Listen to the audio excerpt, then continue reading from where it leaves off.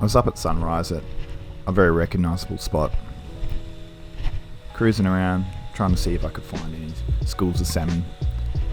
Nothing too much about. I walked around to this corner and it just screamed fish.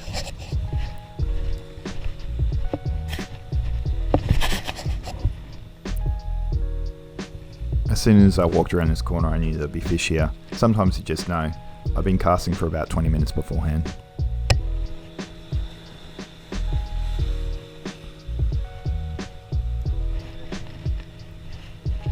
It's a bit late in the season to pick up salmon around this area, but there have been reports of schools here and there.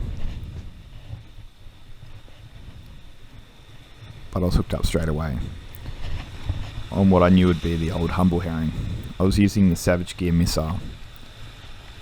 These are actually completely out of stock at the moment. I know that they were put in bargain bins for $2 a pop, and I grabbed a shitload of them. But they don't seem to be stocking anymore. I contacted Savage Gear to see if they're, discontinued or they're just out of stock. In my opinion, they're definitely the hands down the best metal to use for herring. I also caught a nice skippy on one last week, and I've caught a ton of chopper tailor in the Swan River, as well as off the beaches on them as well. So hopefully they come back into stock. Otherwise, the ones that I've stockpiled when they were $2, I'm going to be a little bit less liberal with them. I was out with my 9'2" Veritas. It's a 6 to 10 kilo rod, because I was predominantly hoping that a salmon or a big tailor would come past. Unfortunately not today, but still not a bad rod to use for the little herring. For such a good weight range, it's actually got quite a little bit of flex in the tip, which helps with not flicking these herring off every bloody cast. One of the techniques that I've been enjoying lately, particularly with these metals, but also using actual shore casting jigs, is letting it sink to the bottom and then jigging it up and giving it small winds. I was hoping to catch a skippy doing this, but the herring were absolutely smashing it here. It was another hook up just there. So it went from me throwing out the metal and just retrieving in to getting a herring probably every 2 to 3 casts, to getting a fish every single cast when I was doing the jigging action. Sometimes it's good just to change things up. I wasn't keeping these herring for a feed, so I was just having a bit of fun trying a few different techniques.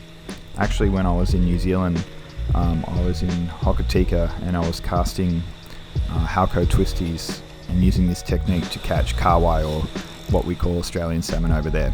They were having absolutely none of it when I was reeling it in, but when I let the lure sink down and gave it a good jigging action, they were smashing it every time.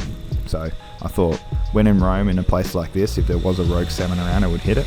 Unfortunately not, but the herring were absolutely all over it.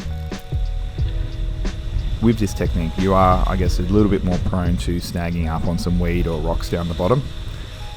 But, you've got to be in it to win it. You'll also notice that your lures get marked up a lot.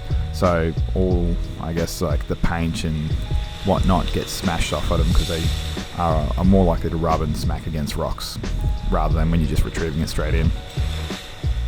But again, I don't really think it makes that much difference when you lose a few chips of paint. There are a few brands of lures where they absolutely last about 1 or 2 jigging sessions.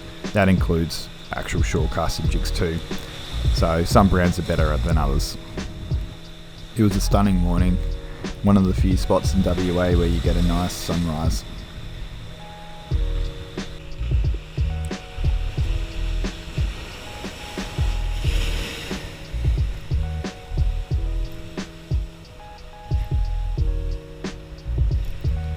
So just a few winds in, lift up, let it sink down, a few winds in, bang.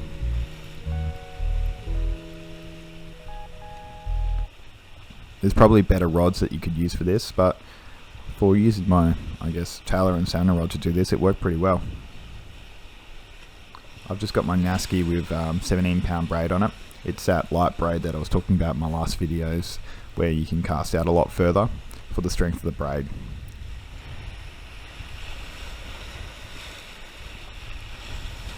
Good little session. Hey, Dale. Hey, yeah, I am. Yeah, I'm just about. Yeah. 9:30. No worries. I'll be just about at the car, and I'm literally 5 minutes from the car. So. Back to the family reunion. One of the annoying things about winter is it's good that you can have a sleep in for the sunrise, but if you've got kids, you lose about 2 hours of fishing. I was trying to capitalise with the crappy weather that's come this week, but I'll be back out there soon. Always time for a few more casts as well.